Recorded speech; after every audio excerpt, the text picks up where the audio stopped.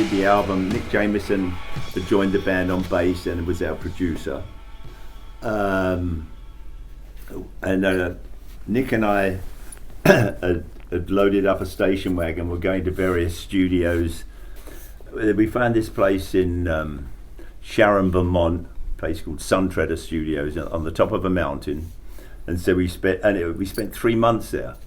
And we hadn't spent that amount of time in the studio since our very first record.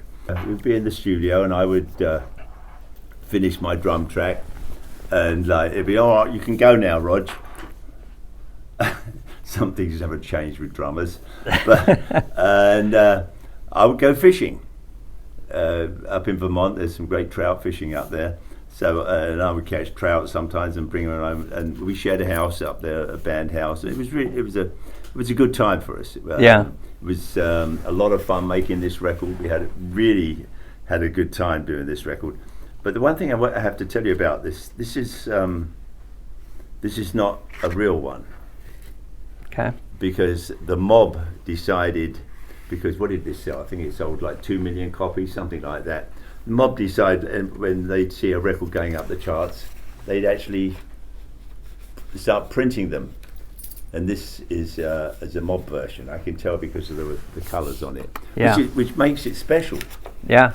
Yeah, they would go into the back door of like record stores back then and say, or you're going to take sort of 300 of our Fall for the Cities.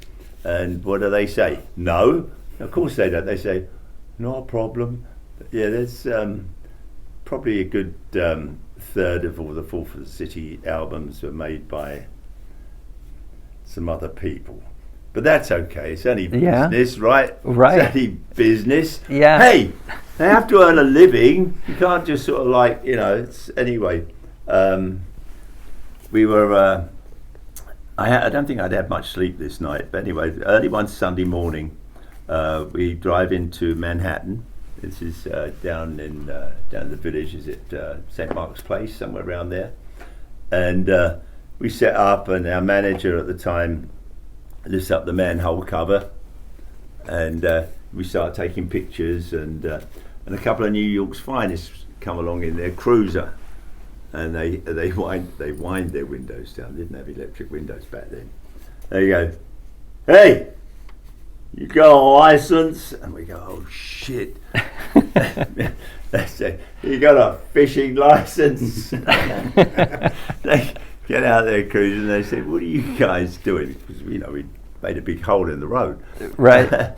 And we explained to them we were taking pictures for an album cover. I don't know if they were FOGHAT fans at the time, but they just parked their cruiser there and moved the traffic along. So there was, until we finished, and they took some pictures like handcuffing me and carting me away and stuff. New York cops. Yeah. They're the finest. Sure. They worry about murder and mayhem. They don't care about sort of rock and rollers pulling up manhole covers and taking pictures. I love New York City, actually. In fact, Fall for the City was Dave actually wrote it about New York.